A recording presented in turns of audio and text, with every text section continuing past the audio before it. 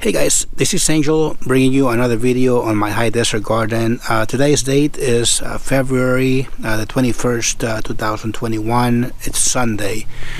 Beautiful day out here in the high desert, and I wanted to share this video with you guys before the month is over.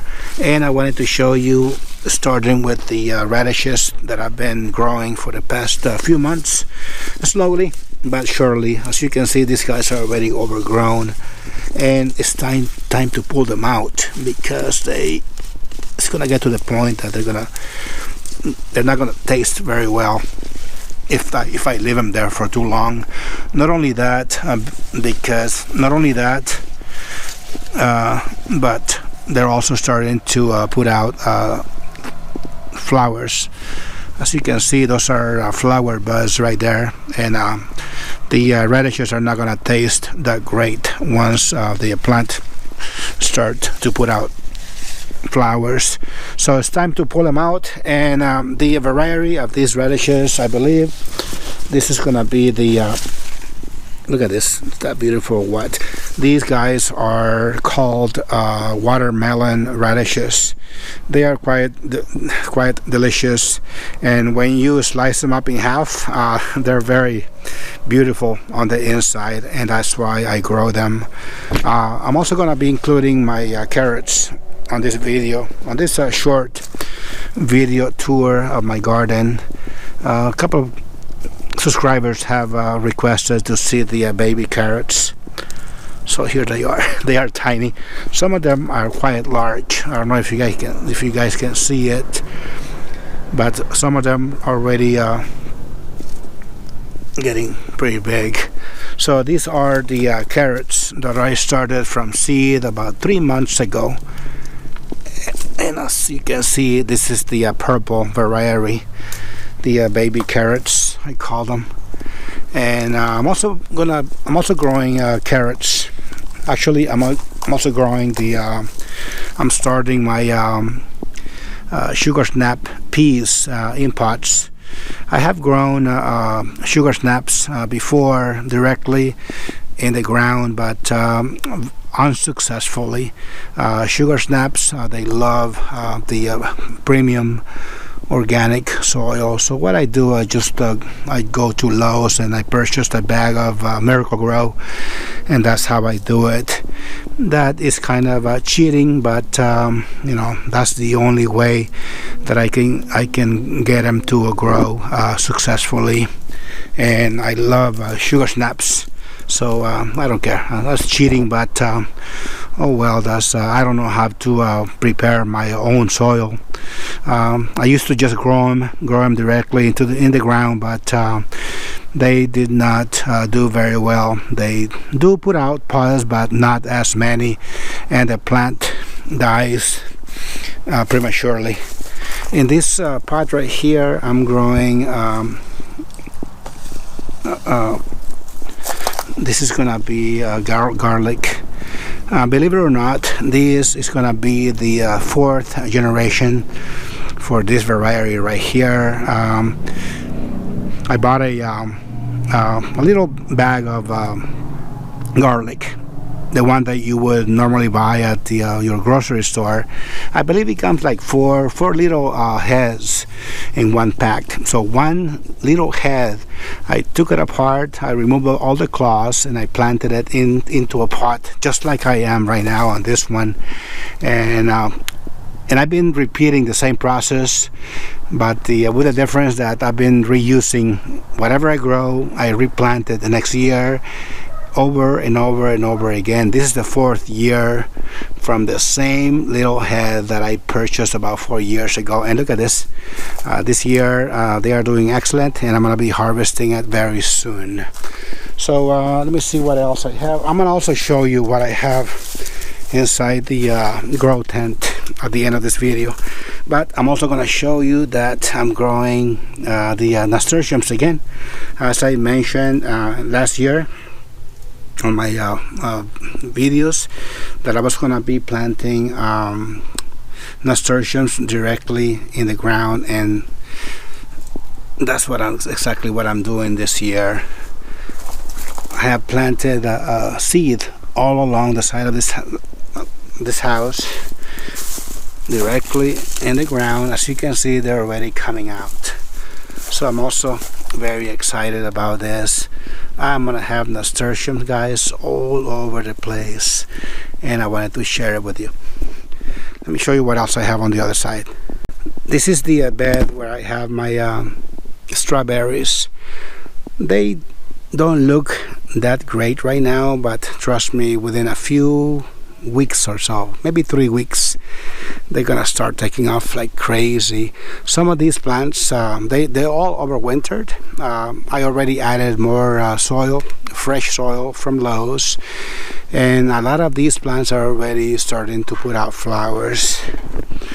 This is the raised bed where I have all my kale, such as the dinosaur kale, red Russian kale. I have my Swiss chard. I planted the green, the red, and the yellow Swiss chard, but only the red one made it. I don't know why. I remember planting all of them because this is the rainbow type, but it's either that or the seed got cross-pollinated, and all I get is the red one. So they're all doing good. I don't eat any of my kale anymore. I used to, but it's just time consuming to be coming out here. Not only that, but the only way that I can tolerate kale, Swiss chard, and all that is by mixing it with orange juice, which I don't have the time to be doing that and blending it. So a lot of that kale is going to waste. Onions. I have planted onions all along this at the base of this tree, and believe it or not, that is some onions that were given to me when the pandemic barely started back in March last year. It was given to me from a place where I think it came from a food bank. A whole bunch of onions that were already going bad, and rather than disposing them in the compost pile, I just decided to replant them, and guess what? They all came back, and it's been about almost a year, and they are still producing onions for me. Spring is not even here yet, but I already see that some of the flowers that I have planted several years back, they are already starting to produce, to bloom. Some of these flowers are already coming up, so I'm very happy about that. I'm also gonna be look at that. That right there is poppies, California poppies, the yellow type. They're also coming up, and I see that little plant right there in between. It's gonna be I don't know, I don't remember seeing that before. Let me see what else I have to show you. The month of February, my fruit trees. As you can see, the nectarines are gonna be putting out flowers. I think by the end of next week, these trees are gonna be already in flower. That's gonna be quite beautiful, and I'm gonna make sure that I make a video on that. And this tile rest bed, I've also been showing you guys the progress of my loquats. These little plants were given to me by a co-worker last year. They were tiny. I decided to plant these guys directly in the ground, and this is the progress so far. Believe it or not, they are surviving the cold winter up here in the high desert, and I'm quite excited about that, because loquats, it's a beautiful plant. It's an evergreen plant, and it tolerates temperatures all the way to, based on my own experience, all the way down to 15 Fahrenheit. Up here in the high desert, it's been very windy, super cold, and yet the plant looks beautiful. Now this is the smallest one. Let me show you the other ones I have on the other side. This is another one. As you can see, the plant itself is already putting out more growth.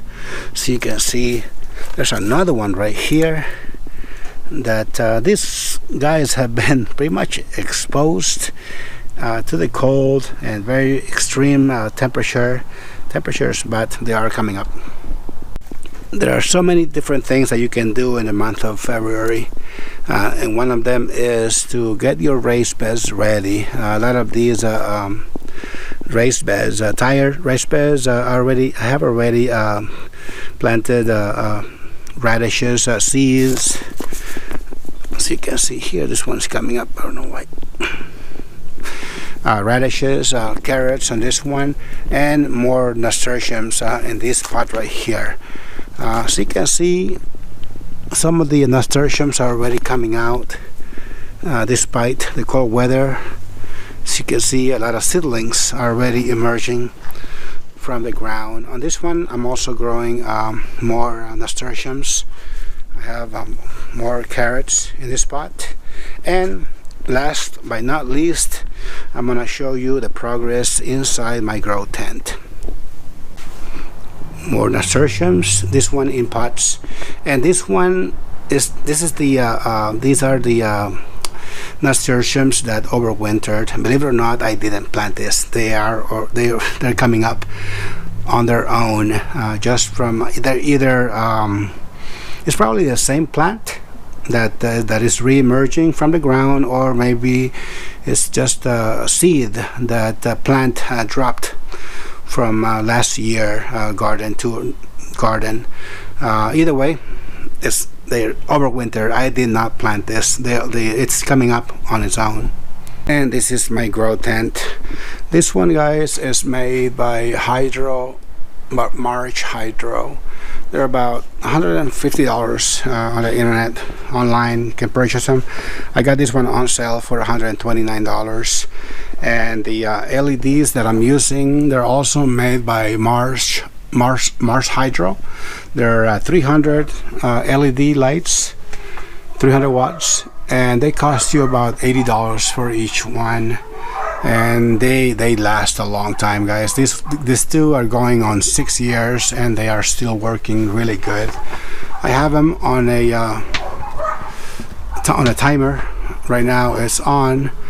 The timer is not set to come on until, I think it's like 5 o'clock in the afternoon. But just for the purpose of the video, I'm gonna override it and turn it on so you can see what I'm growing. I already made a video of this, guys. But just for the purpose of the video, let me show you. A lot of the peppers are already inside the house because I was running out of space. So the ones that were much taller, they're already in the house with a different lighting system that I have. And I did that just to make more room because I needed to make more space to start my Italian basil. The sweet Italian basil and the purple basil. As you can see, I'm also starting eggplants. Where's my eggplants? I don't see it. I think my eggplants are gonna be buried way back there. So this is all I have for you guys today. This is the progress on my tomato plants. My Carolina Reapers. I'm also growing the Jimmy Nardello. I'm also growing Pekin peppers, jalapeno peppers, hot banana peppers, and I forgot the name of the other variety, but I'm growing like 4 different varieties of peppers. I'm growing the Italian basil, some eggplants. I don't see them. I need to find them because they're tiny. I don't want for them to get shaded out. As you can see, the tomatoes are doing excellent. They're already getting root bound, but they're gonna be transplanted into the garden probably the 2nd or 3rd week of March. Hopefully they'll make it by then, because as you can see, I'm already running out of space. The roots are just getting crazy out of the cup. You don't want that, but oh well, it is what it is. Some of them may not make it. As you can see, I have planted 4 different plants. I have 4 different seedlings in 1 cup, but that's just fine. At the time of transplant them, you just separate them very carefully. That way you can utilize all of them. And I have plenty to go to give away if I wanted to share them with neighbors, family members, or whatnot. These guys are the super large variety of tomatoes. And some of those are the cherry tomatoes that I love to grow every year. So thank you guys for watching. This is all I have for you guys for the month of February. And thank you for watching, thank you for subscribing, and thank you for liking my videos, and I will see you on the next one. Take care now. Bye bye.